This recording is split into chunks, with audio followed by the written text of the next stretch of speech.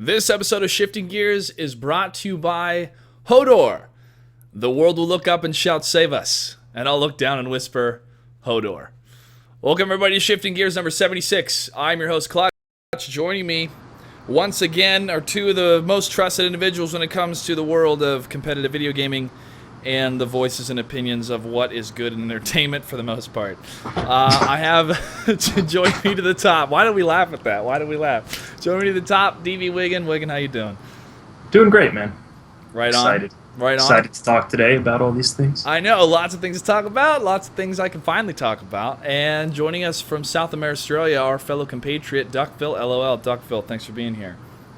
No worries. It's been an interesting weekend, so yeah, there's heaps of cool things. Or week, I suppose, because we didn't have this show last week. So there's actually heaps of stuff to talk about. So There really is. There really is. Yeah. Well, first off, we're going to go chronologically here as we get more viewers trickling in, because I'm sure a lot of the viewers are going to have a lot of questions, of which I'm prepared to answer. So if you have any questions, please ask in chat. We'll try to get to them throughout the episode. Regarding everything from E3 to Dreamhack to NASL's return with taking over WCS America to Man of Steel to Arrested Development, America. And then time to opine at the end. Some of my opinions I'm going to share is, these events, E3, Comic-Con, are they getting too bloated? Is there too many VIP people there that kind of ruins the experience for everybody? We'll get to that later. First off, E3. I want to talk about the good. The press conference was awesome. That was some of the most fun I have had in a long, long time watching press conferences. From the very beginning, we had Xbox, World of Tanks announcing the Xbox 360 version, which is pretty big news, trying to grow the Western audience more exposure. And as well with other games, one of them, Titanfall, was one of the big games that I thoroughly enjoyed watching when they were playing that. I don't know if they were playing that on the PC or if they were playing that on a computer, since most of the games that they had for the Xbox One were actually played on computers during the press conference. Your guys' thoughts overall of the Microsoft one, the games that were showed, the overall feel of the Microsoft press conference. Well, to be honest, I thought Microsoft had a great conference. It's unfortunate that they went before Sony, because it makes theirs look a lot worse in comparison, I guess.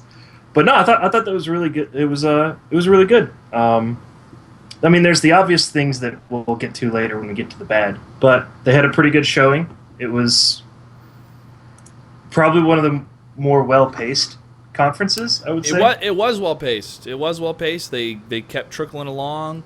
They would have a couple big titles, then they would talk a little bit more about the indie side, and they had the free-to-play with World of Tanks, and they talk about a couple more titles. So I never felt bored with it, because I was excited to see what titles they had, and also the announcements, especially Battlefield 4 having a commander mode. I was so excited about that. Yeah, I think they missed out on sort of, they could have pulled the rug out on a lot of the Sony stuff if they had just announced a lot of the games that were going to be on the Xbox that people didn't expect, like Kingdom Hearts, or basically every Square Enix game and things like that people traditionally associate with Sony, and that Sony was able to use in their conference.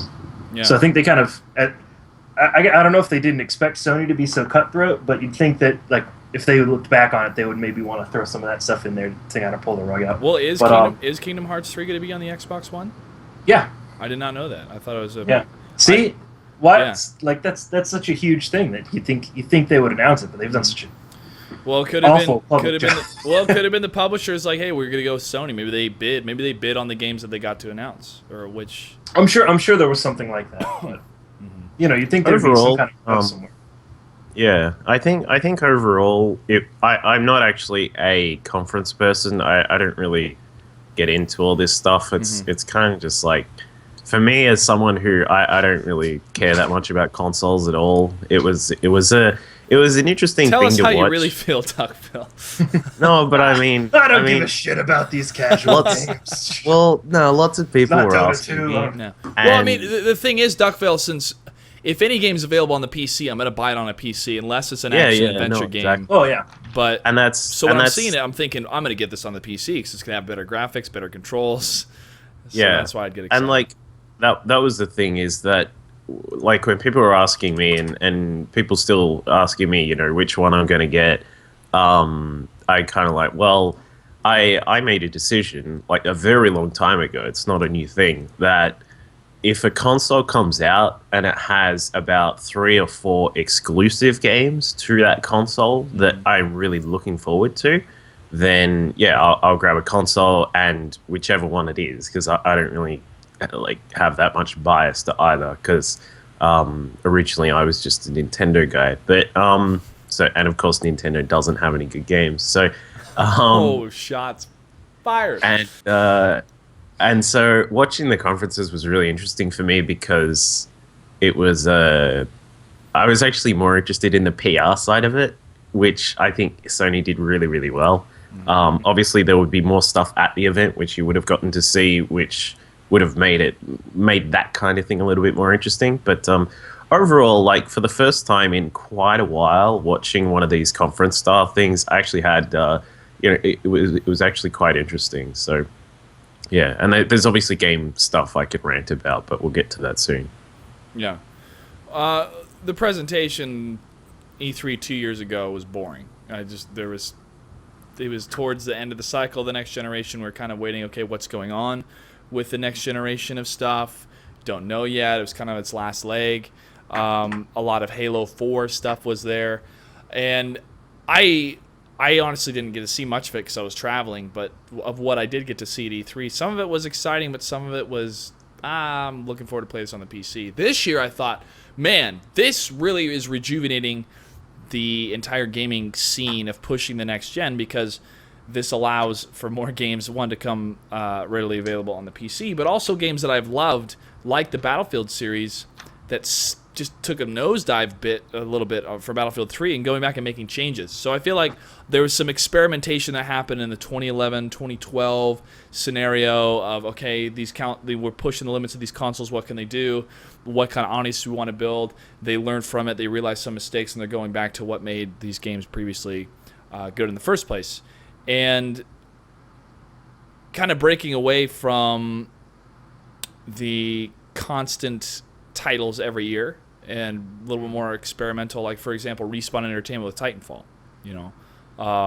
There's a game that looked totally different. It was a marriage of mech play and first person shooting, no single player campaign whatsoever. So well, go ahead. I would say it looked totally different. It looked like a really interesting mismatch of like every other popular game, basically. And like I'm super excited for it. I wouldn't call it very different. It's like Battlefield and Modern Warfare. Maybe it's just how I felt. Maybe it's how I felt about when I was watching it, because I literally jumped out of my seat when the mech stopped those bullets with its hand, and then you can actually grab people. Maybe it's because I was so actually excited of watching a preview for a game, rather than just going, I've already played a game like that before. Don't really care. I mean, absolutely. I've been wanting a good new shooter that isn't Call of Duty like 46 or whatever. Call of Dog. Yeah. So. Sorry, did you say good and then put Call of Duty in the same sentence? I said a good new shooter that isn't Call of Duty. Well, so going through Microsoft, I liked it. I liked the conference. I was entertained by it. I liked the different games they showed off, again, because I was thinking this is great for my PC. I hope this is available on the PC. I was really disappointed about the Metal Gear Solid voice actor they chose. They chose Kiefer Sutherland instead of the man that has been doing it since 1998. Some people say, well, it's because he's actually playing a different Snake, a clone Snake. It doesn't matter, man. Why try to bump up the actor credit of Kiefer Sutherland when you already have the man that brought the character to life for the last 20 years almost? Last 15 years. I thought that was really cheap. I think I know exactly why they did it, though. Like, it's hard to like not to watch these and not like sort of get the impression that the Japanese publishers are just like very out of touch with the Western audience. Oh, they've been out of touch for years, man. Square Enix will prove that for the last 10 years. Well, so I'm pretty sure they just went, we need a popular Western actor to get people excited for this. People like 24. Kiefer Sutherland. Let's go. But it did the exact opposite. It actually, I've seen more people pissed off about that game than excited for it. That's a vocal minority, probably, to be honest. Like, it sucks that they didn't go with the guy, but I don't think anyone's not going to buy it for it. I probably won't. I just hope that he ridiculous uses the phone properly. Have you seen it? It looks beautiful.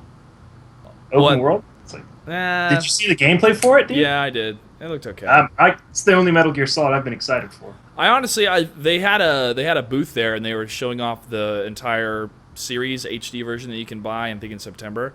And I was like, I might get this, and I started playing clips of Metal Gear Solid 2, and I thought, I'm not gonna get this. I hate that game. It's so terrible. I don't want to ever relive that experience ever again. This is one of the worst games ever of all time. I literally took it back without even beating it and got Grand Theft Auto 3 instead. And I was like, thank you, God. This is what an actual good video game's like. This is so nice. It's so nice. Well, it's certainly not for everybody, I'm sure. Yeah. But that's one of the ones I'm definitely looking forward to. Yeah. All right. So that's Microsoft. Let's talk about the next conference. That was EA. Sports. And then they had. All right, we did it. We're done. Yeah. Then they had a little bit for FIFA, guys. Hey, FIFA was cool, and what was so funny is Drake came out there, and I'm thinking, why is Drake here? To me, it made sense that Usher was there last year because he's one of the best entertainers when it comes to dancing, and he's good. And then Drake comes out, and he is very well articulated, way better than all those other goofy-ass CEOs that are coming out. And he just talks about how influential FIFA has been and how he likes to be a part of it, and that was it. And I thought, hey, that was great. Drake, there was no reason why you were there, but still, you did way better than everybody else coming on that stage. So I found that kind of weird, but it was cool. It's just cool to see him come out there and to handle himself very well. And I hear he's Canadian, too, so I guess a lot of Canadians are really happy about that. That brings up something I wanted to mention. Like, as high profile as these conferences are now, like, just hire some fucking talent to hire present hosts. your game. Aisha Taylor did a good job, except a couple things that were bad, which we'll talk about. I don't know. Yeah. Hire hosts, man. The host controls it, and if anybody's all goofy or something, the host is like, all right, well, let's take a look at the next game, especially when the Battlefield thing didn't work, and the guy's just standing out there going, it's coming, don't worry. It's coming, don't worry. Yeah. A host was coming out there, I would have just start cranking out questions. I'd be like, so can you tell me about any improvements from Battlefield 4 that you learned from Battlefield 3? And they'd be like, yeah, sure, we'll go ahead and talk about some of them. What you'll see in this video. That's how you save it. No, it's got fish that swim away. Yeah, fish that swim away, buildings that fall when you hit them with missiles. Commander mode is back. If they still don't have VoIP within squads, I'm going to be pissed. Like, how can you have that in Battlefield 2 and not have it in Battlefield 3 or 4? You can't tell me the technology doesn't exist. I've been hearing that excuse for too long now. Well, Blizzard don't know anything about over IP. Let's just say that. No, they had VoIP in World of Warcraft, and then they got rid of it. Well, it was never good, though. Yeah. Oh, well. Anyway. Drake went straight to the bank. That's true, man. Hey, you can pay me $50,000 to come out there and introduce somebody. I mean, that's how much... the announcer for UFC, that I can't remember his name. Bruce Buffer. Bruce Buffer. Yeah, Mike Buffer's his brother, right? Does wrestling. Yeah. Everything Yeah, else. I think so. Bruce Buffer. Yeah, I think it's $50K at least is the lowest he'll go for an appearance fee. Pretty sure. Shit. Might be 60. We're all in the wrong... Well, you're in the right business. I am in the right business. Duck, you and I. I signed with Abrams, baby. I signed with Abrams. Hey, man. I can yell. That's easy. Just come over to the States, man. You got the accent already. It's pretty much all you need. Yeah. I just finished watching House, and you could definitely, pull off a Dr. Chase. God, that show... I have to be a whiny little bitch. That show really jumped the shark after season 6. Oh my gosh. Okay, so so EA press conference, sports. The one athlete that comes out there is trying to dribble a ball, and the guy's talking about ball dribbling, how to make it realistic, and ball tech, and all these things. I mean, it's neat when you're in front of a bunch of programmers, but entertainment value, they dropped the ball. They had the LeBron James one too, right? Yeah, they had the LeBron His James. face, like, it looks exactly like me. No, it doesn't, man. Yeah, no, it doesn't. His jaw was all weird, and somebody put jaw tech instead of ball tech. I thought that was funny. Yeah, that was kind of weird, but the NBA 2K stuff, they were trying to push that. Sports, again, this is all huge sports. I don't even know what the numbers are for sports. I apologize for my ignorance about that, guys. I know FIFA is the biggest sports game in the world. It's huge because they have it at WCG and people go crazy for it. Basketball, baseball, those type of games, I don't know anybody that plays them. I haven't bought a sports game in a decade, man. My brother played Madden because I played football too in high school, but he was in football in high school and his friends would come over and they'd play, but that's it. I don't know anybody else that play those games. I have never purchased a sports game ever. I used to really enjoy Madden, but like you don't have to announce a new one at a conference. You don't have to shell out for that. Everyone knows they're coming out every year. Yeah. It's like Call of Duty didn't really have to do much this conference because like everyone knew Call of Duty was coming out. It comes out every year. What was I gonna say? The sports stats being updated within the hour, I think was neat for people that are really dedicated to having those live stats and a live team in the game, having the stats updated automatically within an hour. People want that. Sports fans want that. Stuff is pretty that's stuff that I'm like, that's really cool. Good for you. The integration stuff that they promised with the Xbox for just like watching, like if you're watching a football game or something like that, that was pretty interesting actually. Like that's one of the selling points that Xbox still has. Yeah. Well, it's $100 worth of selling points, but yeah, Blitz was sick, by the way, chat. I loved NFL Blitz. That was fun because it was totally unrealistic. It felt more like an arcade game than it did a sports game. All right, so it was an arcade game. Yeah, it was pretty much. EA, the announcement and reveal of Dragon Age 3: The Inquisition. I thought the art style looked terrible. I was not impressed at all. I thought Morgan looked bad. She looked way better in the game. She looked too skinny. Just, again, they're trying to go a separate route, a different route, and I think they're trying to marry the art style of the first game and the second game. The second game had way crappier graphics and weird art. Why? I have no idea why. BioShock is still not doing things right, man. They are in serious trouble. That's why the main guys left. I could care less about pretty much anything EA did there. Yeah. The only thing that would have interested me is if they announced something for like the Mass Effect universe. Battlefront. They announced that. But that's going to be another 3 years away, probably. Yeah. Yeah, Battlefront for 5 seconds. I never played Battlefront. Well, I played a little bit, but because I was gone for 2 years not playing video games. That's when they both came out. All right, so EA was mostly sports, and it was like, it's cool, good for you guys. Everyone still kind of hates you, which kind of sucks. But Battlefield looked sweet, especially when the building went down on its own in multiplayer. It was cool. The guy that was playing the main camera he had total God mode on, and they were all playing on PC, by the way. But the commander mode was cool, and you could play on a tablet. I thought a lot of them bringing up you can play stuff on tablets was neat because, hey, if I'm traveling and you guys are in a game and I could join you, like a little recon, you'd be like, hey, drop artillery or clutch. Like, sure, man. Beep, beep, beep, beep, beep, beep. No problem. Yelling commands in an airport and I get escorted away. You guys never see me again because habeas corpus got revoked, Patriot Act. Yeah, it would suck. All right. The NSA is watching you carpet bomb people in Battlefield. It is. NSA is watching this show right now, too. So, after the EA conference, we had Ubisoft, and Assassin's Creed lagged out, which kind of sucked. So that was hilarious. Assassin's Creed 4 Black Flag, they're going to call it Assassin's Creed 4 Black Lag. It's one of the funniest tweets I saw for that. Not too impressed really with Assassin's Creed. Still haven't played the third one. Seems like more actually, I kind of thought that it was endearing in a way that it was lagging, like because a lot of the time, especially in the gaming community, not so much in some of the other portions of like casual gaming and stuff like that, but the real hardcore gamers tend to like get really annoyed when stuff is videos, and obviously I'm one of them. I was complaining about that during some of the earlier portions of the conferences. But when you have a 2-minute video of something that's outside the game, it doesn't seem like you're revealing anything. It's like having a trailer for a movie where you show some of what's going to happen, but then of course nothing actually happens. And then you have when you have someone playing through a game and then it freezes, it's kind of like, oh, this actually is the real thing.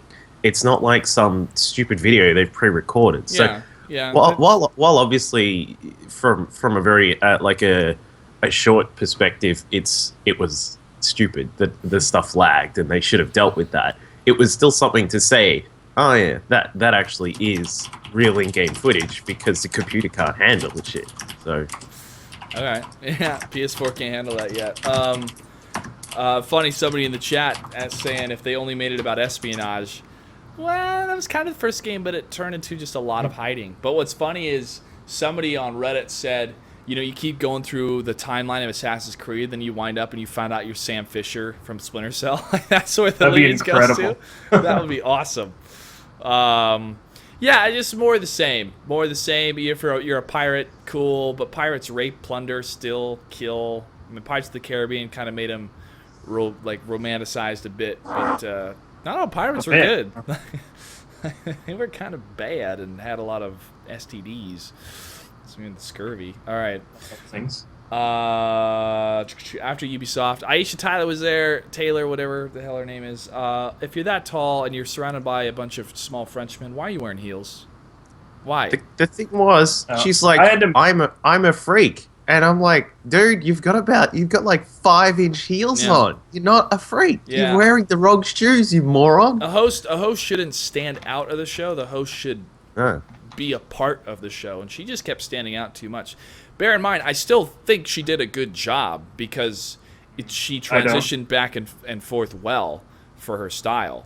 But the Girlwood stuff was stupid. I just felt awkward. Like, how am I going to explain that to my parents? Like, I got some Girlwood. Like, don't ever say that ever again. I will pay you money never to say that ever again. Don't ever tweet it. Don't ever hashtag it. Never. Ever. Yeah, it was a thing. You don't need to draw attention to that. Like, I mean, obviously there's issues with, girl gamers and all this kind of stuff, and that's always something which is good to try and deal with, but you don't need to expose it.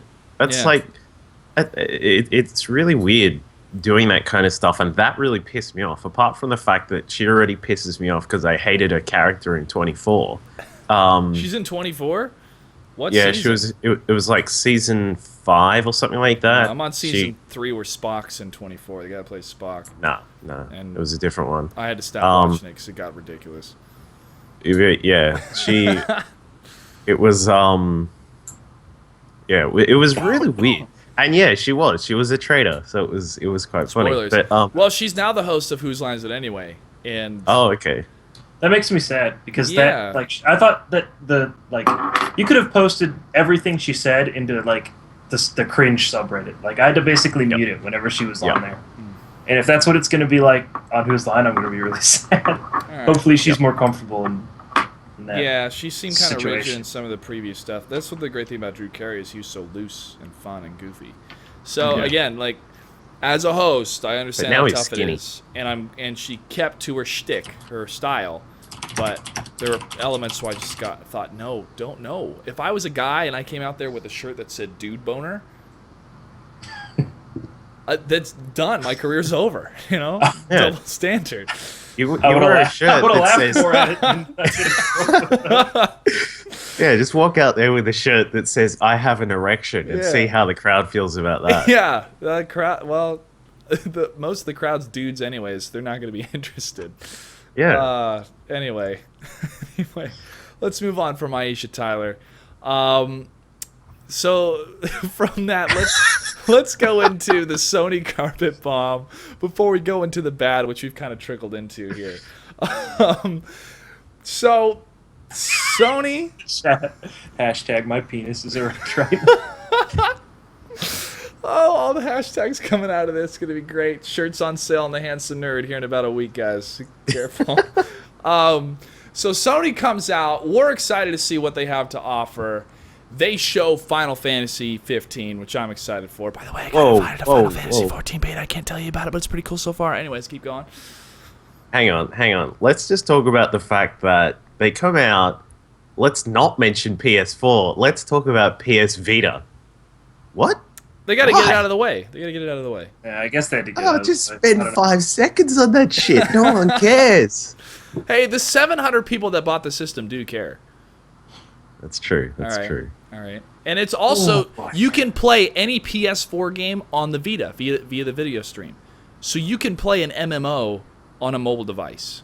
That's actually pretty gosh darn cool. Okay. So some people do care about it. But I just don't care. I know you don't. All right, so let's move on. You could shoot pizza at me and I still wouldn't die.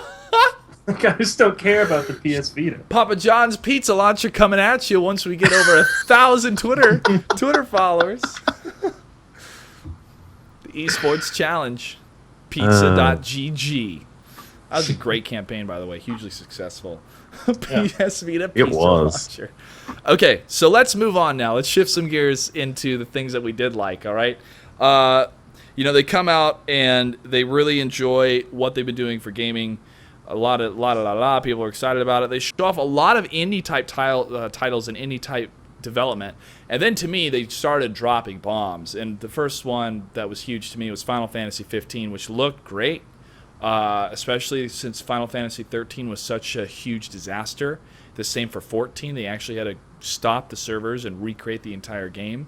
So I think Square Enix is finally understanding, like, hey, we've really screwed up ever since we became Square Enix. We really need to fix some things here. So hopefully that's what we'll see in Final Fantasy 15. I mean, hopefully, but isn't 15 already kind of a screw up because it was like 13 verses or whatever, and they said, "Fuck it, it's taken like 4 years to develop, so we'll just make it 15 now." It was the code name.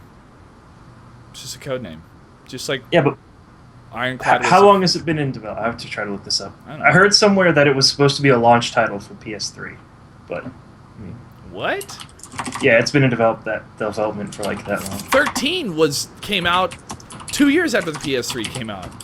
You do your research on that. But I have something to confess. Confession, bear me here. I've never played Kingdom Hearts. None of them.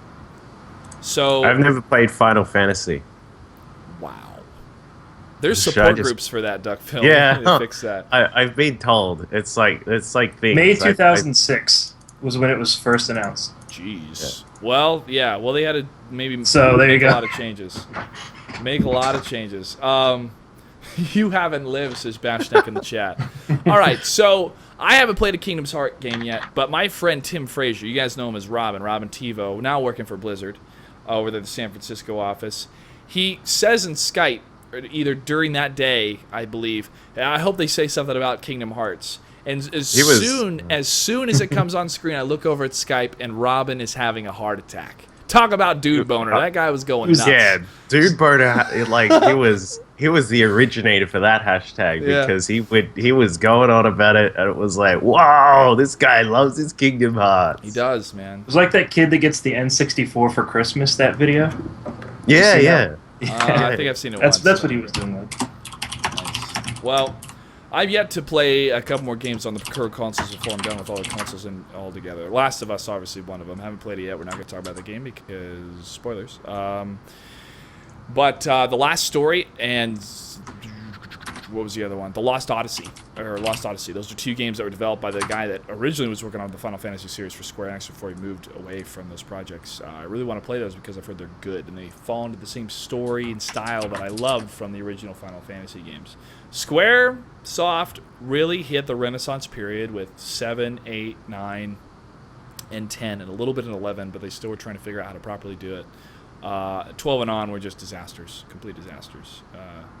And they've only lived on because of the namesake of Final Fantasy. So hopefully 15 can turn it around. Hopefully 14 can turn it around.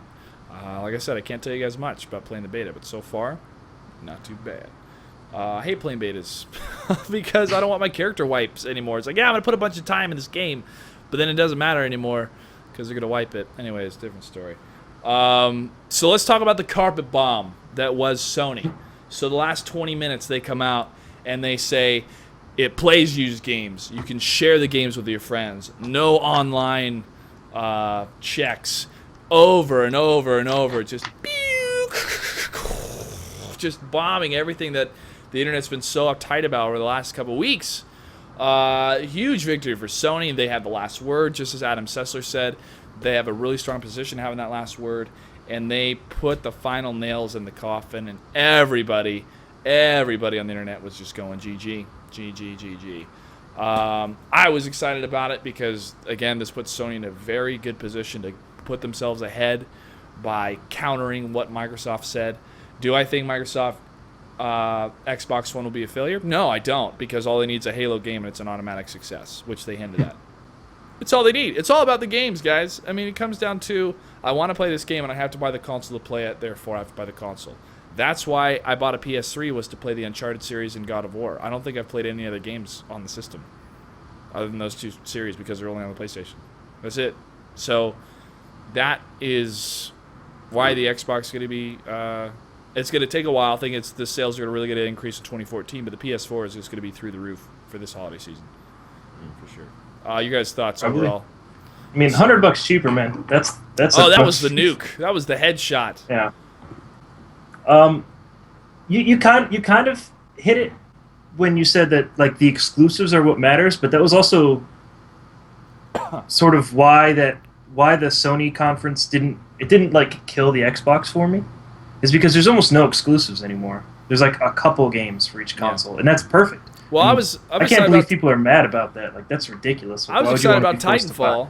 I was excited about Titanfall because it was going to be on the PC and it's developed by the Source engine. I was upset that The Division is not going to be on PC. It's only going to be on consoles. That does suck, which means I have to buy at least one of the consoles. That game looks cool. But I don't. Yeah, I think what's sort of interesting about this generation of consoles is that one system is sort of trying to move away from the whole you only buy it for exclusive games thing, and that is the Xbox. Like they've gone out of their way to add all this random extra guff in that who knows if it'll end up being useful or not with the Kinect and the various integrated features with your TV and things like that, making it more of a home entertainment system. But is that worth $100 more to people? Probably not this holiday season. I mean, the Just Dance, honestly, I would get the camera for Just Dance to do that for a workout once a week. Just instead of going to the gym, like, I'm going to dance for an hour, man. And you know me, I love to dance. It's true. Actually something I would do because I have a big enough living room to do it. Mm-hmm. So that's something I'd be... And that Rocksmith stuff was cool, too. I think that was Ubisoft. So, yeah, I play a little bit of guitar, but there's some more I'd like to learn. So I'm watching that. But, like, yeah, I could see myself actually buying that and investing time in it. But for a lot of other gamers, no. They want to shoot stuff. They don't want to dance. And there's just, like... There was so much interesting stuff that the Xbox had that they just didn't announce. Like, Sony's PR division just like, smashed that conference. They absolutely did. But the biggest thing, too, and I talked to a lot of people at E3 about this, is that Microsoft has always had better online servers. Always. Yeah. For any game I wanted to play online, I bought it on the Xbox if it was available because their servers were always better. My credit card information never got stolen from the Xbox either. Yeah, exactly. That's how we found Osama. He had his credit card information on the PlayStation Network. Once that got stolen, and then they found his body, or did they? There was memes all over the internet about that. It was, you shouldn't have signed up for PlayStation Online, dude. It's so funny. Let's wrap this up real quick. We kind of talked about the bad and the ugly, the errors, the goofballs. There were some goofballs that went out there. And yes, it's the world stage, and they are the ones that design it. But for the love of God, this is your one chance to sign. Don't screw it up. Duckville, you're in Australia. Are the price points fair? Is there things fair for you? You guys are getting so fucked by the price. Yeah, it's around about... It's like 550 here if you buy like in store and on retail kind of thing, which it obviously like 20 years ago, for example, that would have been fair because there was such a big difference in the Australian dollar versus the US dollar. Mm-hmm. But now that we're like more powerful than the US dollar or something. China's more powerful than the US dollar. Well, yeah, I'm pretty sure Rice is more powerful than the US dollar. Right? Somalia is more powerful than the US dollar, but it's a thing where it does really grind gears because we now have like a full perfect example of the Australia tax where apparently it costs like an extra $80 to get something on a boat to Australia. Which is just complete bullshit because you can fit so much stuff on the boat. And if they're building it in China, it's actually closer to you than it is to America, well, right? Exactly. So like, it makes shipping cost should be less. No sense. Doug, so all I'm saying is there's like 100,000 people in Rio de Janeiro protesting about like a $2 bus tax hike. Get to the streets, man. Yeah. Oh, we out should. There with the roos and the crocodiles and just protest. Just be out there like throwing handheld consoles at people and stuff like that. That and pizza launchers, and you guys will win hand over fist. Yeah, we'll win that easy. Send in the emus. We all know the Nerd Revolution shall rise. Great emu war. All right, I would see that on Reddit with complaints. But.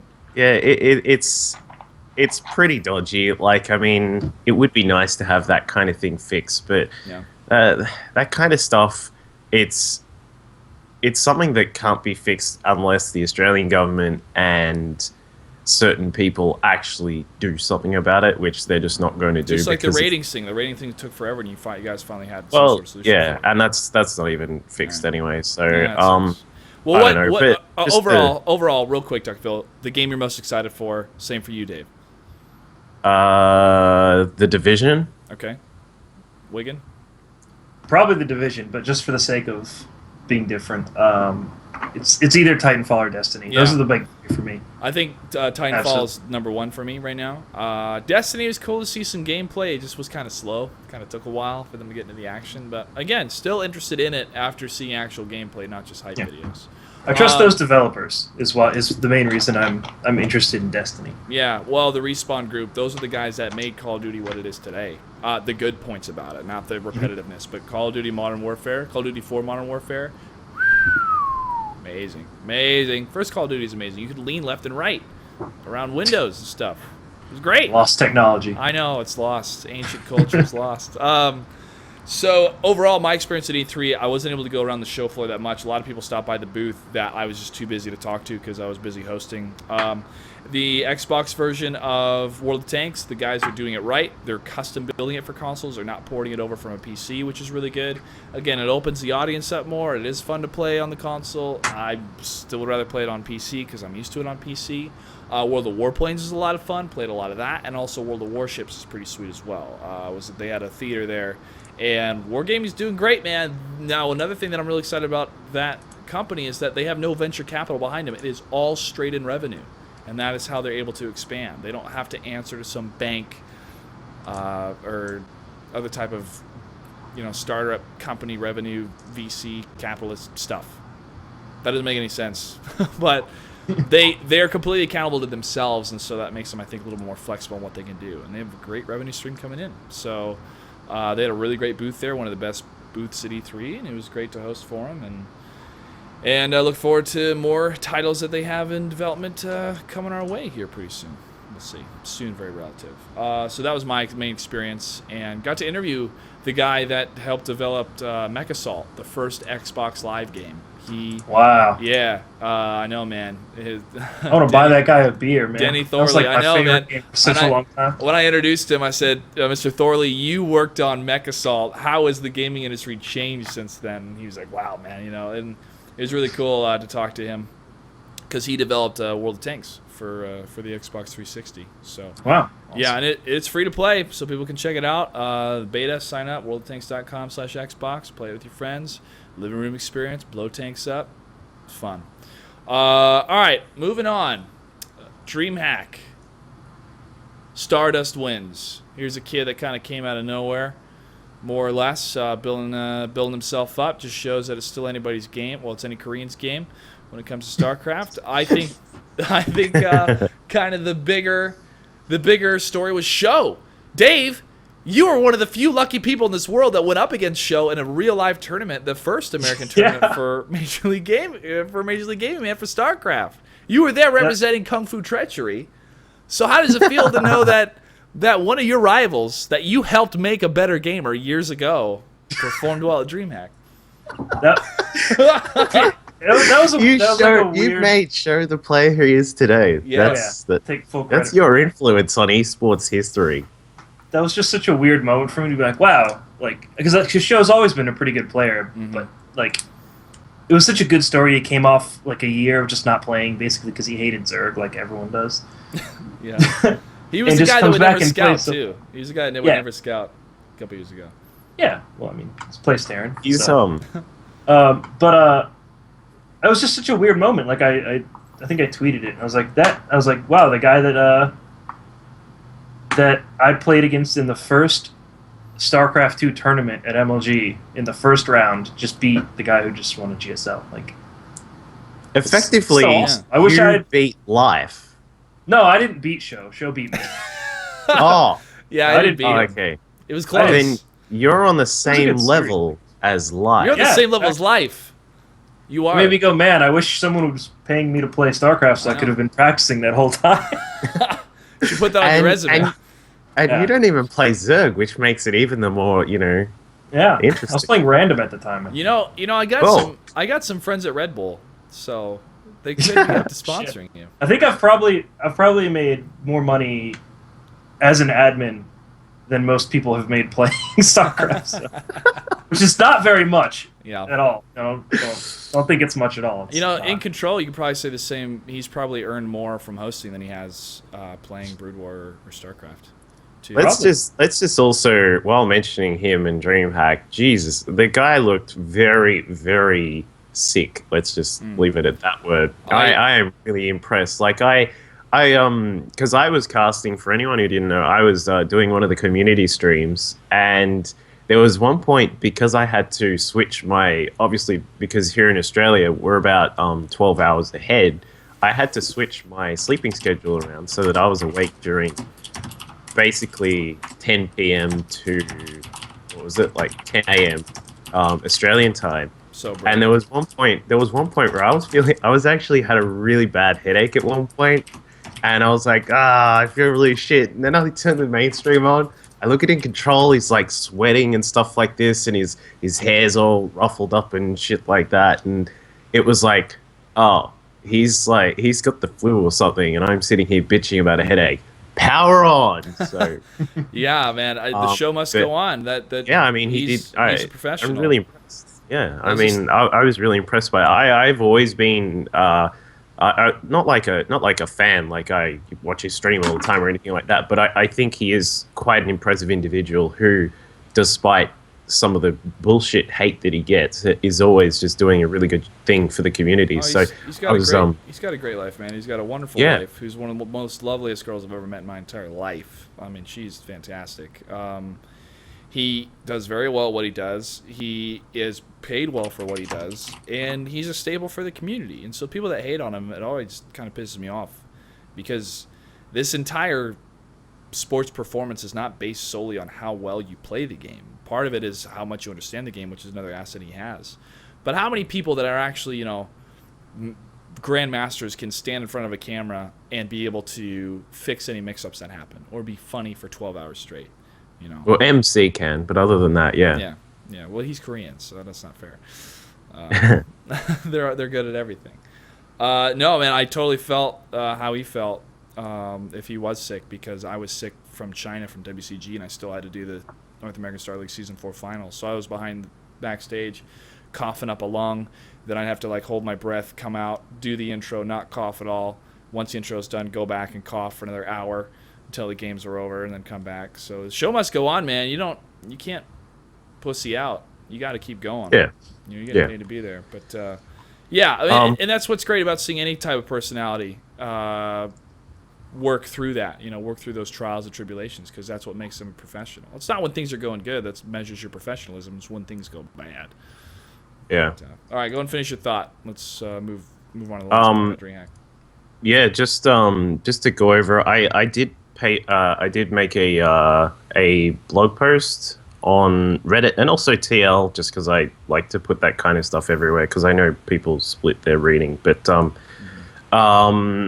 just on my experience from the weekend, so I don't know if anyone's interested. I would link it, but unfortunately I can't. Actually, what I'll do is I'll give it to Newbie, and Newbie, if you want to link it in the chat for me. He's not on Skype. What a douchebag. He's offline. He should be there. But go ahead and link it. We got to keep going. We got a lot to talk about stuff. Yeah. And if anyone missed it, go and watch Pig vs. Starnan game number 2 that is on my YouTube channel, because it was an insane game. It was one of the best PvZs I've seen for a while. Back and forth, 47 minutes or something like that. It was just incredible. So there was a lot of really good games throughout the event, and just obviously a big shout out to the Dreamhack guys for letting me be part of that. And as always, Dreamhack performing really well and giving us a wonderful tournament. I was able to see the very end. This event, in my opinion, was too close to E3 for much of the Western audience to really enjoy it. What I mean by the Western audience, I mean the ones that work in the gaming industry, because E3 happens once a year. It is the biggest talent show. There's so much to take notes of, and so many meetings and business deals and stuff that happens. So I wasn't able to enjoy that much because I had to recuperate. So unfortunately, I wasn't able to really enjoy everything that DreamHack had to offer at this one, but I will the next one. The Valencia trailer looked really cool, really cool. Dave, any thoughts about DreamHack before we move on to the huge announcement that happened today? Nope, I got nothing to add. It was awesome. I enjoyed it. Guess what? Boys are back in town. baby. WCS is going to be switching over to the NASL team.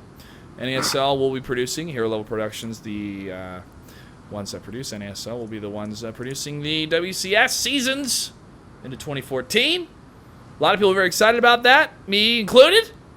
Red Eye, look out! You can tell because we got a proper host in America now. Yeah. No. No, it's funny, man, because like Red Eye and I really respect each other. And when he first did the European or the England WCS, people were like, "This is like the English clutch," and people were like, "No, Red Eye's been around for a while. Like he started back in Unreal Tournament stuff." So like when StarCraft fans were like, "Oh, this DJ Wheat guy is pretty cool." Yeah. See DJ Wheat guy. I know, so funny. So Paul and I, we're not rivals. We're teammates, man. We're on the same team. I lock down the West over here in America. He locks down Europe, which is still free nations because of America. That's all right. But no, Red Eye's a good guy. He does a hell of a job. Does a great job.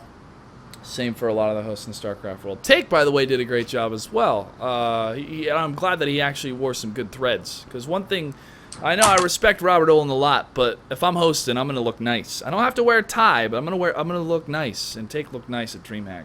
Anyway, so we're back. If you guys got any questions about things, let me know in the chat. I'll be free to answer them. Sure. If you guys have any questions, go ahead. I want to do prefaces though. I'm not really down to talk about any negative stuff in the past or anything that's happened in the past. It can be so easy to get cynical and to pick apart things that went wrong. We already did an episode about that. So if you guys want to tune into that, go ahead. That's a couple episodes back. We're here to focus on the future and to make a great product. And that's the only thing that matters right now. I'm just excited to see you guys doing StarCraft stuff again. Yeah, like there's obviously that. And given that I'm the only one not really attached to either of these foundations, obviously I can sort of say, I think that when everyone found out that it was going to be MLG looking after WCS, it was kind of a, are these guys actually, okay with doing online events? And they proved for the most part that things were generally okay. Obviously there were various issues every now and then, but I think that the NASL guys, with the setup that you guys have, because I've been privileged to get some of the behind the scenes sort of stuff on certain things, and the setup that's there sort of boasts that it would be a lot more community friendly. A lot more tailored towards this sort of event, and it'll be a lot better for the community that it's hosted by NASL than MLG. MLG, they can have their huge tournaments. Well, one thing I would really love them to continue on with is the open tournaments. If we can continue on with these, that'd be awesome. That's obviously their bread and butter. That's not necessarily, at least for now, NASL's kind of thing. But NASL will definitely have a much better production, a much better atmosphere, and that kind of thing for a WCS event. So I'm really, really happy that that has come along, and so. I don't know. There was a question there from Alba Yayo. Can we please get a decent-sized audience? Yeah, that's Alba Yayo. Yeah, I agree with you. There needs to be an audience for the round of 16 on, in my opinion. Is that? Do you know? Is that confirmed or anything like that? Is that going to happen? No details yet on that, but I want it to happen. I'm a big proponent of that happening as well as everyone else. So, yeah, we need more crowd events. No more online events. Yeah. For especially round of 16 on, we need physical people there cheering. Otherwise, it's another step back. Open events and crowd events, I think, is some of the biggest things that really accelerate esports, and obviously, particularly in this case, StarCraft, because as I mentioned in my blog post that Newbie didn't link, unfortunately, Newbie can going into Dreamhack and then casting guys who were like platinum against Gumiho, that was a really fun experience. Like, obviously, while it wasn't necessarily going to be a hard-fought victory for either player, it was still fun to just have people coming in, giving it a go, and doing their best to try and compete in a game where strange things can happen. It could have been something wacky going on, but it was really fun to do that kind of stuff. So yeah, open tournaments and especially the audience sort of stuff is two big things that I really, really would like to see in stuff happening throughout this year and obviously moving into next year. So it's really cool that you guys are going to have that opportunity. So it should be really interesting. I'm excited about it too, and I'm excited that MLG gets to keep doing what they do best. I really am. Yep, definitely. I still want both of them to exist in the space. Again, we all wanted a unified storyline, of course, but at what cost? Do we want to sacrifice everything that people have been building up for the number of years on their own, working with Blizzard as partners to make something amazing? No, we shouldn't have to sacrifice that. It should evolve into the WCS. And I think there was, this is just my opinion, there was kind of a reevaluation of everything, and MLG said in their statement, we said in our statement, we want to make StarCraft 2 happen. We want to keep improving the experiences that people have had, that we all love. We want to improve upon the Kespa intros. We want to improve upon NASL Season 4 finals, the online league, So we don't want to take anything away that's been built up. We want to improve upon it. And that's all we need to do now is just improve. Again, it's so easy just to nitpick and stuff. I mean, I was upset about some things, but at the same time, it's like I know it's a growth period. I know it's going to be some growing pains when this is happening, and this is just one of the changes to make it better. But again, I'm still going to go to Anaheim. I'm still going to say hi to everybody there. I'm still going to be very excited for everyone that's involved. I'm still going to buy Sundance a drink if I see him, or say hello to Adam and hang out with Contini and the rest of the production crew that feel like family to me, because I still want them to succeed, but I'm excited. And the San Francisco office is going to be involved doing the Challenger League and the Premier League for the round of 32. So we'll see, what they have to offer. They've been working hard on different content as well. So it's good. I'm excited, man. Yeah, it's definitely interesting. Yeah. Do you know of any format changes or anything that are coming up, like in regards to region locking or just? No, I do not. I do not have any information about that this time. Just Go ahead. Or sort of on that similar thing. What's with the best of ones at OSL? It's just the way Why did OSL that does stuff. I don't know. Don't know, man. They just do weird shit. Yeah, I just hope it's not. Like, I would really not like to see best of ones. Only time I've seen best blame it of on ones is in tiebreakers. Supernova Maniac. Just blame it on him. Only time I've seen that in the West is for... Just blame it on him. Just put it all on him. Everything about OSL. Is for tiebreakers, so... Yeah. Well, yeah, for casual, tiebreakers it's fine. I want to answer this. Esports casual. So is the Pulse gone or not? Sure what has been discussed because I got a phone call. Okay, so we are considering bringing the Pulse back, but right now our StarCraft 2 team is focused on ramping up for WCS. And also, we have World of Tanks going. That's tomorrow night we have the qualifier number 2 broadcast for the week. So now we have 2 games that we're focusing on, World of Tanks and StarCraft. Obviously, we'll allocate manpower to each one to make it the best it can be.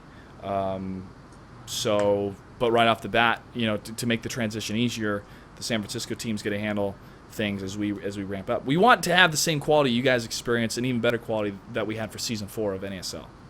There's no reason why we need to skimp out on quality. Any idea who's casting yet for it? Everybody. Everybody is? Okay. Yeah. I don't know how you guys are going to split your manpower between both games. Because I know you have a pretty big commitment with World of Tanks. Yeah, I mean, I don't know exactly. I could see myself commentating more World of Tanks than StarCraft because I know World of Tanks more than some of the other guys because I've just been doing it longer. That's the only reason. Not because I'm better. I've just been doing it longer. I'll be there. We have Rukil, who's dedicated World of Tanks. He's played maybe 1 or 2 StarCraft games, so obviously he's going to be doing World of Tanks. But when it comes to other manpower, we're flexible. Bitterdam, Frodan, Greetorp, they've been doing StarCraft for how long? I mean, since the beginning, since I started there. So obviously, you already have 2 commentating teams ready to go, and then I can always fill in as play-by-play whenever. But we want to each play to our strengths, And for me, I'm gonna host. I'll host both the games for the live events. I'll do segments. I'll come on maybe for something to do on the side, and then fill in if somebody's sick or if they want a break or something. But for the most part, I'm a host, man. So that's what I do. I look pretty and say cool things. Bashnek is asking about subscriptions, or is it going to be $7.20 free for WCS? I have an answer for that. So if you subscribe to NASL Season 5, refunds will be available by submitted. Refunds will automatically be submitted this week. Please email purchasesupport@twitch.tv and support@nasl.tv with any questions. Of course, if you still want to support us or StarCraft 2 Esports on Twitch, there will still be ways to subscribe soon, but don't worry, 720p and VODs will be free. Sweet. 720 and VODs will be free. Is the dog coming back? Yes, Chance is still there. Chance is still there. He's awesome. Will he be chasing any fish that will move when he comes in? Yes, he will. He will be chasing fish that move, and he will be walking in sunlight from the sun that's not even there. Did you see that picture of the beams? Yeah, the beams where the sun is there. Yeah, Chance is there, man. He is still the mascot. All right. Still the mascot. You know, eventually when there's like the Australian version of NASL, we'll have to have like a kangaroo or something like that. You know what's gonna come back, Duckville? What? The Southeast Asia update, man. I know. Well, that'd be good as well. That'd be nice to have. Yeah, I might still do Learn Korean with Clutch. Might do a little segment that way, because I'm getting pretty good. Yeah, Chance still gonna be there, man. Still got Morgan, our producer, who's Chance's dad, Chance's owner, caretaker, master, however you want to put it. I don't know what it. Yeah, master. Chance is great, man. He's always fun to hang out with. Any other questions? Chat, any questions? No, I think we're good. I don't have any. Okay. I'm excited to see how it goes. All right. I think there's still time for things to settle in, and then there may be. Oh, of course, and that's why we don't. Blizzard doesn't want to rush this. We don't want to rush this. The San Francisco team doesn't want to rush this. So that's why this transitional period is happening with the San Fran team. You know, MLG will produce it up until the end of the Premier League, I believe. I'm not exactly sure, and then it'll transition over. But the good thing is it doesn't change the actual address. It's still the same address. The things I'm most interested. Oops. Whoa. Things I'm most interested are like format related, especially with how you guys are going to do qualifiers. Yeah. And if there's going to be any sort of changes to the region lock. I know you don't have answers for that yet. I don't yet, but as soon as those answers are live, we will, we'll send them out. Like soon, like today soon, trademark soon, or like soon, like announcing StarCraft 3 months ago. So. I don't have the answer to that, Dave. Okay. I wish I did. Soon trademark. Anyways, if there's any other questions in the chat, just go ahead and send them off. We're gonna wrap up here pretty quick. Man of Steel, who saw it? I saw it. I saw it. Nope. I don't like Superman movies. Enjoyed the hell out of Man of Steel. I don't actually do superhero stuff, so I haven't seen it. All right. None? All right. Just me and Deal. Like no Dark Knight, no Iron Man, nothing. The Batman stuff I've seen, but other than that, no. You should at least give Iron Man a try. Just the first one. You can skip the next two. It's fine. Yeah. Okay, so Man of Steel, I really enjoyed. I gave it a 9 out of 10. It's partial too, though, because of my experience with Smallville. There were so many nods to Smallville during that, and so many emotions that were brought up because of the things I was seeing at Man of Steel, that it was a different experience for me compared to just a regular moviegoer that never got involved really with Superman or Smallville. And some of the things I didn't like, some of the changes they had, I was like, are you serious? Really? But the ending was, whoa, man. I was in shock. And I don't want to reveal anything, but that's where Superman needed to go, in my opinion. And I think that's why people kind of raised their eyebrows and went, whoa, man. He made Batman look like a chump. Obviously, he became a construction worker because, yeah, he's right. Yeah. Right. Well, he needs to after what happened to the city. Well, I mean, flying around the world is good and all, but you can bend steel and stuff. Why wouldn't you be a construction worker? That's what I'd do. He worked on a farm with his dad. All right, real quick, Dave, your thoughts? Anything to add to that?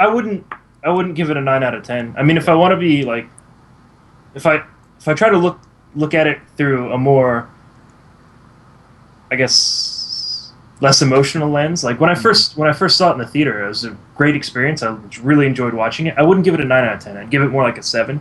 There were some definitely weird pacing things with the story. Like they had to fit so much in. There was some weird editing, weird pacing. I don't know. I don't even know why they needed to do a reboot. They did a good job with what they had to fit. Because if you think about the Superman story, you basically have to fit like his entire period of coming to Earth, being an angsty teenager, and then becoming Superman, like all into the movie. If you just want to do it as one movie, yeah, they did a good job with it, doing flashbacks and things like that. Paced kind of weird. And I don't know. There were some things that were just rushed and some pretty cheesy lines, especially like the whole romance part was like. Yeah, it just didn't feel there was no like charm. There was no charm between Lois and Clark at all, and that's half the story. That's half the story of Superman is his relationship with Lois and how. It was all just so rushed. It's like, oh, you found me. Okay, let's go make out. Like whatever. Yeah. But the things that that are generally really shitty in Superman movies, like the fighting, were excellent in this movie. It was fantastic. Like there's one fight scene where I can't remember any of the names of the female Kryptonian or the other Kryptonians, but the female one. Yeah, dude, the badass combo, one. That combo.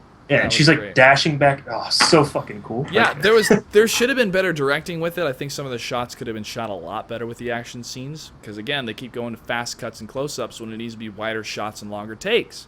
But when she did that combo move, man, I thought that's how you film these action scenes with superheroes. You have stuff like that. But yeah, they just did a great job of making it feel like these were like.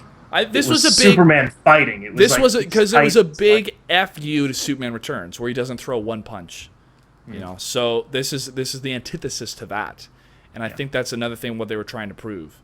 Anyways, go see it. I really enjoyed it. I might see it again in theaters, but again, I'm partial because of my experience with Smallville. All of these feelings came up again because of it, and they used 2 actors from Smallville, which I thought was awesome. It was a nice little nod to them. So it's great.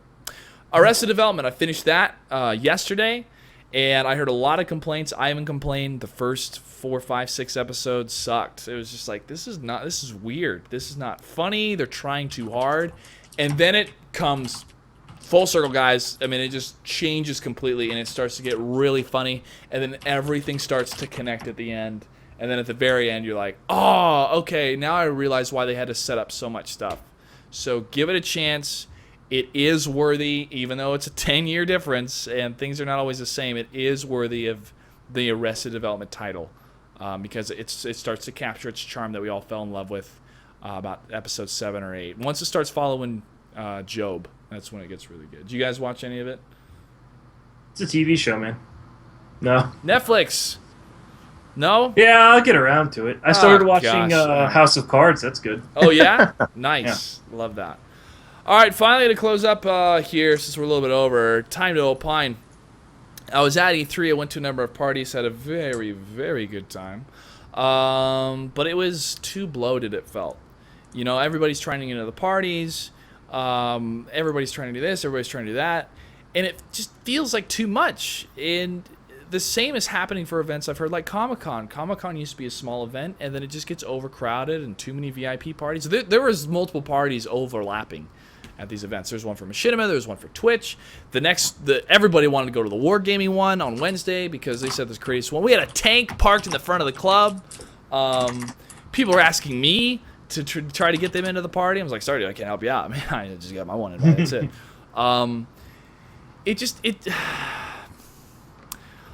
This is only my second year going, right? And I've been involved in the gaming world for a while now. It just felt if everybody's invited to the VIP area, then it's not really the VIP area kind of feel. You know what I mean?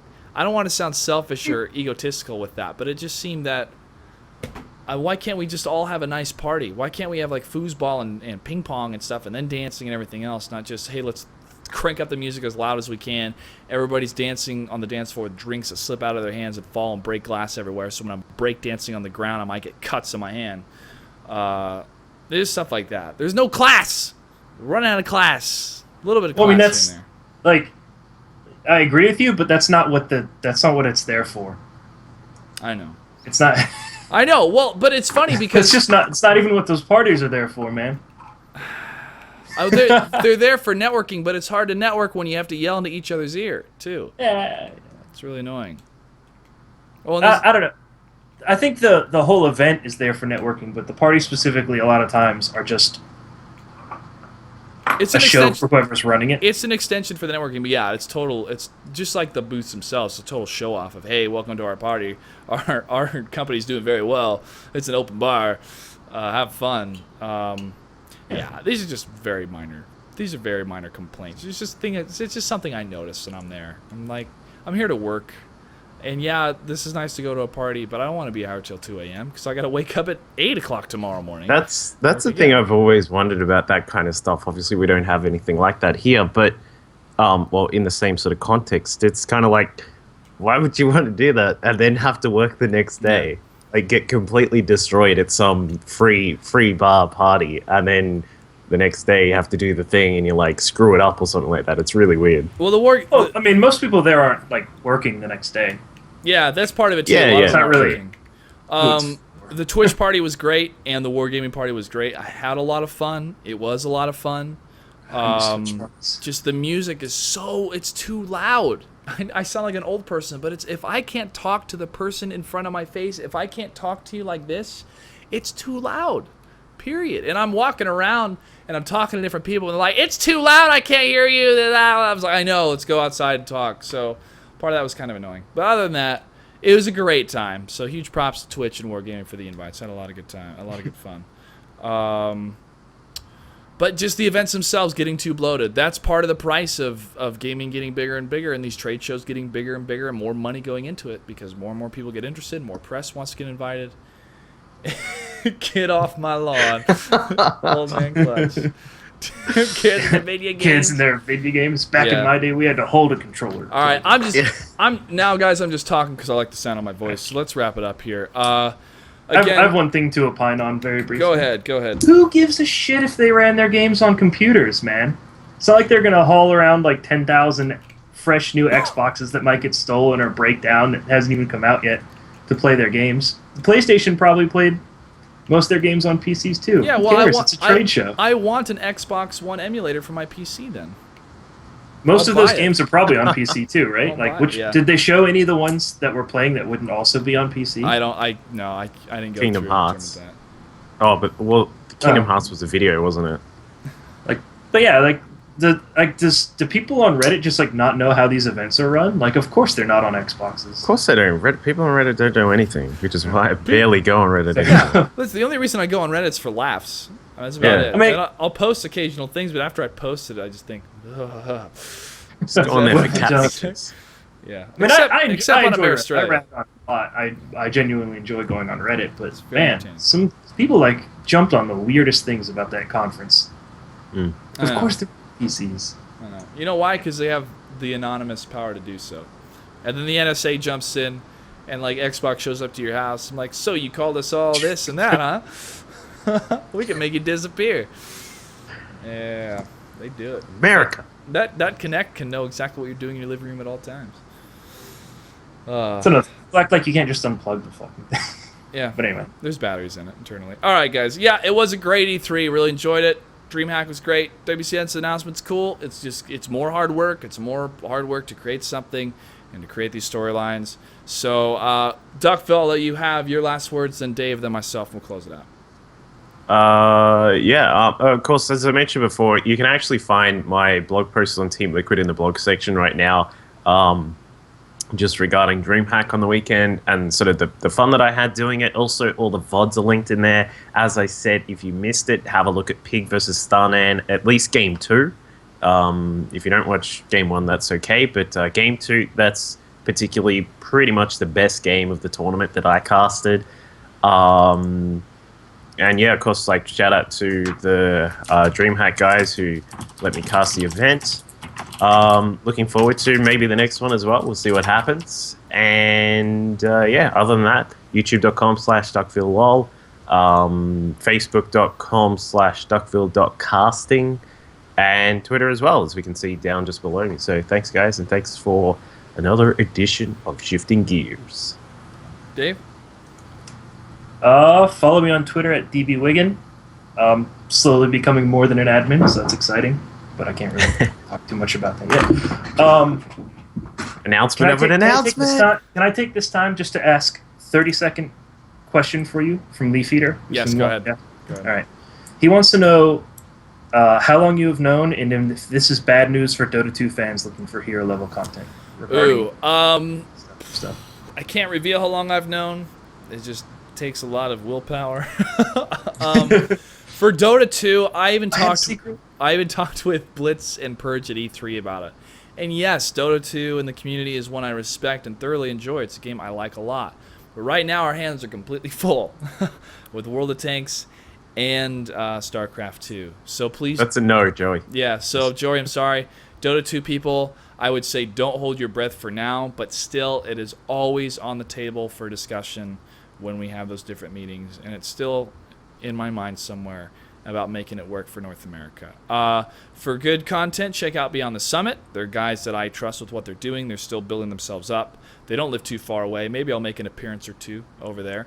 And unfortunately, we'll be able to make it to the International 3 because we'll be too busy prepping our finals for World of Tanks the following weekend. That sucks. But I know. But I wish everyone the best of luck. And I know Dota 2 is doing very well.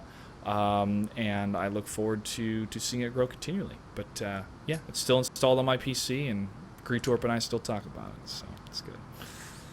Sorry, Joey. But you're invited to come check out the studio, man. I'll give you a tour. You should really come check it out.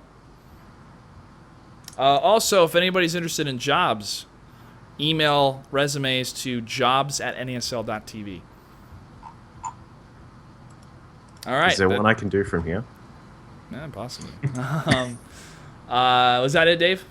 That's it for me, man. That's it for Dave. Yep, All right. follow me on Twitter. Thanks for having me. All right. Thanks, everyone, for watching. Tell your friends about this show, because it is one of the best shows out there. We have a lot of fun, and I like taking your questions. And you really can't deny the handsomeness of these three nerds right here on your screen.